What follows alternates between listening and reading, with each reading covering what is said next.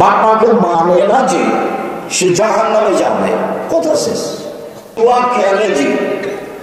জুয়া খেলে যে সে জাহান্নামে যাবে।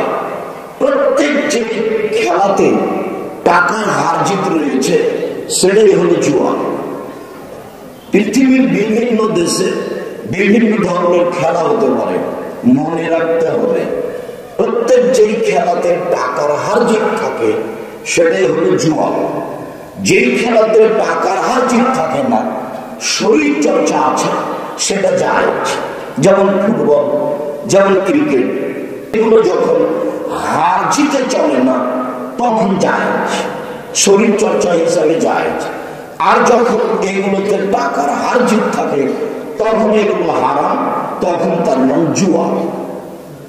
উল্লেখ্য যে খেলাতে টাকার হার জিত নেই, শরীর চর্চাও নেই, সেটা আরো খারাপ।